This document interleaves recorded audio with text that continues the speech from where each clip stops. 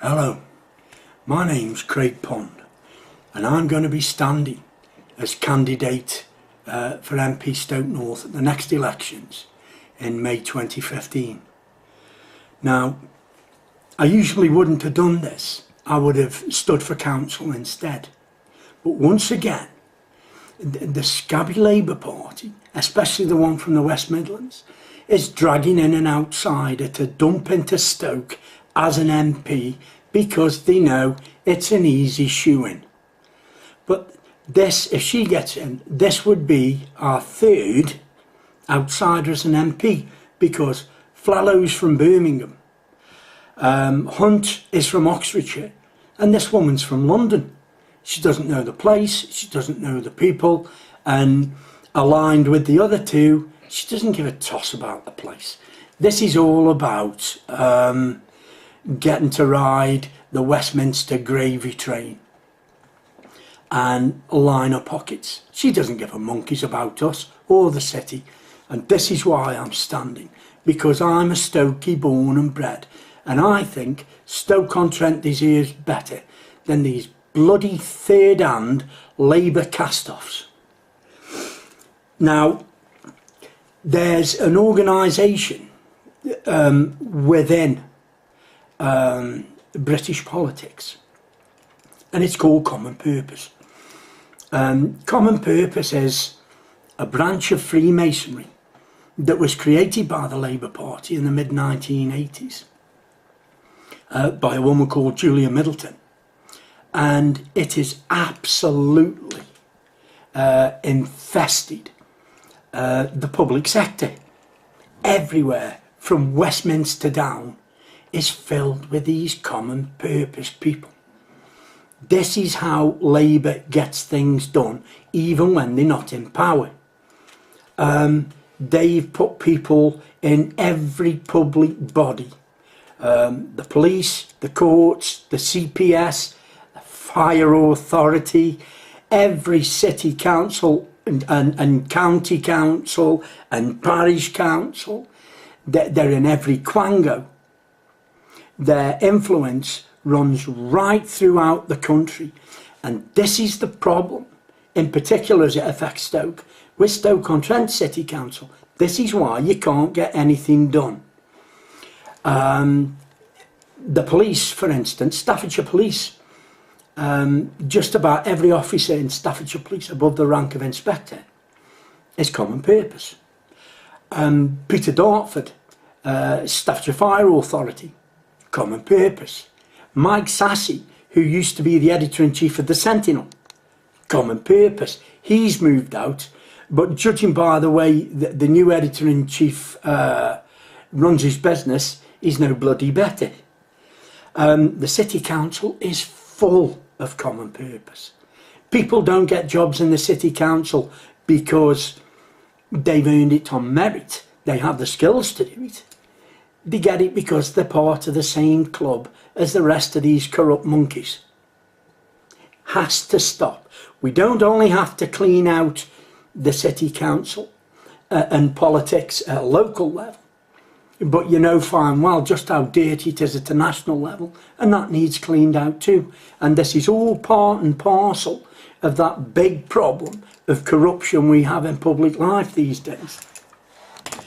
Now, concerning Stoke, you cannot take the lifeblood of a city, not replace it, and expect that city to survive. And this is exactly what the Labour Party have overseen.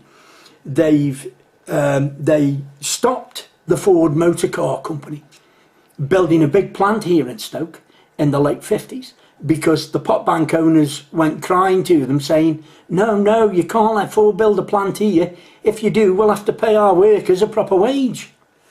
And so somebody's pockets on the council got filled and Ford were told to go somewhere else. And he did. Ellesmere Port, I think it was. But the pits closed and we lost thousands of jobs. The steelworks closed and we lost thousands of jobs. The Michelin cut thousands of jobs. And None of these jobs have been replaced. So the city's lost and lost and lost because nothing's ever been replaced. And you can't take away that economic lifeblood of a city and expect it to carry on.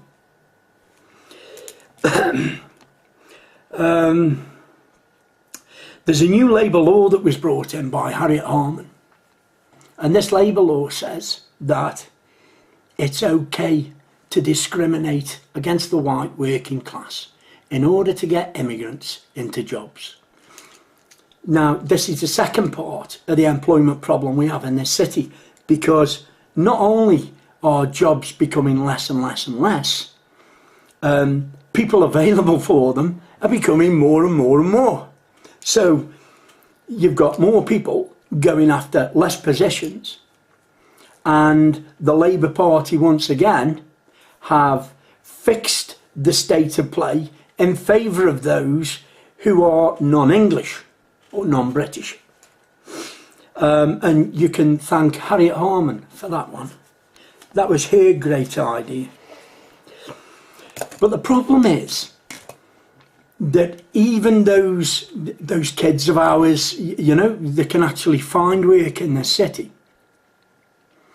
are by and large stuck with minimum wage jobs. How the hell can you expect our youngsters to build a future based on £6 an hour working in a bloody warehouse? It's ridiculous that this is a situation. But the Labour Party don't understand economics, and that's why this city's in the mess it's in. We can't compete as a city with the bigger cities around. So the bigger outlets go to the bigger cities. If we can't compete on that level, on size, then we have to compete in a different way. We have to make Stoke-on-Trent stand out in a way that attracts business in. Now, I say we can't do it with size.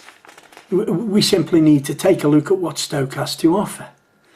And Stoke's in the ideal position for any number of industries to come into Stoke. But before you can attract them in, you need to do things that will attract them to the place in the first place. They have to take a look at what's happening in this city and go, oh, bloody hell, I like that. I like the ideas behind that. We should take a look and see what we can do there. And this is how we'll get the businesses in. We have to be creative, we have to be innovative, and we have to use our imaginations. Something that the current city council is absolutely bloody incapable of doing because it doesn't possess any of those things. If, for instance, let me just run through a few things about this while we're here. Instead of spending millions and millions of pounds on fracking and poisoning the water in the city, or building new buildings to move the council 2 miles, you know, why don't we invest some of that money and extend the canal system? That's what Stoke's famous for, and Stoke has quite a good basic canal system anyway. So extend the canal system and use it for tourist income, but also use it as local transport. A canal is a hole in the floor. You do it with a big digger, you line it with concrete, job done. The guy that built the canals here in the city, James Brindley, he didn't even use plans. He did it all by line of sight with his eyes. It's not that difficult, it can't be that expensive, and it would bring in a lot of revenue. Canals and canal boats, touring, that kind of stuff is an absolute huge leisure market. There are other things we could do as well. We need to perhaps take a look at running the council vehicles on recycled vegetable oil. The council at the minute is spending over £1 million a year on diesel, when all this recyclable oil is given away, hidden in a bloody contract to what it used to be go to the French company that were collecting the refuse as well. But I don't know if that's still there.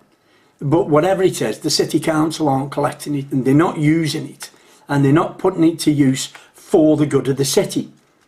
Now, if you run one of the recycle wagons, for instance, on vegetable oil, which costs you, pennies to convert, then you can run those wagons more often.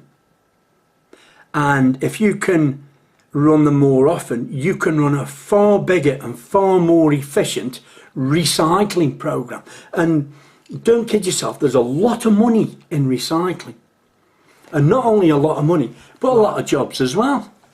There was a point in time, not that long ago, where we had Labour government, we had a Labour council, we had Labour MPs, and still this city continued to go down the toilet. Now, the problem's clear here. If you can't make something right when the entire bloody system's fixed in your favour, then you shouldn't be doing the job. You should get out and make room for somebody with a modicum of competence. And let me give you some idea as to just how incompetent these idiots are that are currently destroying the city. Pervez has wasted £500,000 on a stand at the Chelsea Flower Show. He's also okayed the wasting of £500,000 on the employment of consultants to look into fracking, only to be told that it's going to be too expensive. So that's another £500,000 gone, wasted. He's planning on spending £1 million of your money on a bid for the HS2. I'm sorry, I know this isn't funny. Any waste of money like this in public is an absolute bloody disgrace. But this man's so stupid, you have to laugh or you cry. He's planning on spending £1 million on a HS2 bid to get the train line to come to Stoke, bypassing Crewe. Now, Crewe's one of the biggest rail hubs in the country, and this idiot thinks that they're going to bypass Crewe with all its connections to the rest of the British Isles and come straight to Stoke-on-Trent, which has got no connections at all. The man, oh God, is a bloody idiot, basically. He's got no fiscal sense at all. And the problem is that nobody that works with him is any better. They have now had to employ consultants to come in to advise on how to make savings and how to put the finances back on track, because they're all too incompetent down at the Civic Centre to do it themselves. Which brings up another point. If you've got to bring in consultants to do the work that the council managers should be doing, what the bloody hell are we employing these council managers for? It's paying twice for the same job. But if a consultant's doing it, we don't need the manager to sit there and continue drawing money. So it should either be the manager does the job to a competent level, or we sack him if we have to bring consultants in because he doesn't have the skills to do the job in the first place. It's crazy. The City Council had to return £60 million to the government because they were too slow to spend it. Now, remember, this is a majority Labour council, so they're all sitting round arguing amongst themselves. And they spend so long doing it, they missed the chance to bring £60 million into this city, and it has to go back to government. Still, they get in, year after year. There was at least £1.2 million spent on refurbishing the CEO's office in the Civic Centre. It was the Mayor's office at the time as well, with both Meredith and Mike Wolfe, who's also Common Purpose. But then, you know, they spend 1.2 million doing up the offices, and then they want to move. 1.2 million. You've got, in 2005, 90 people earned £50,000 a year, for a total of £5.1 million. Now, 5 years later, those 90 people have become 269 people. And that 5.1 million, well, that's become £18 million. You want to know where your money's going? It's going into the pockets of these common purpose monkeys that are skinning you blind. And the problem is, they're going to continue skinning you blind until you get off your arses, get down to that bloody polling booth and vote these people out. They will kill this city. Now's a sure. That money we were talking about, just, by the way, is now well beyond 18 million. It's at least £20 million now. So you've got 300 people taking £20 million a year out of the account. Out my back garden there, it needs a fence. The people who've moved into the house behind me need a fence, and they've been told the council can't afford one.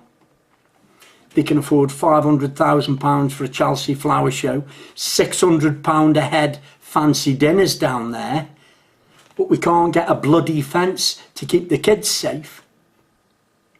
Something's wrong, and the only people who can put it right are you guys out there. You have to start taking your responsibility seriously and vote these buggers out. Now, this has just been an introduction and a very general overview of a few things that we'd like to see done, a few things that we'd like to see stopped. We will go into far more detail in the coming weeks, and we'll do specific videos like this on our policies, our ideas, and on certain other subjects concerning the political system here in Britain today, especially paedophilia and immigration. I look forward to seeing you then.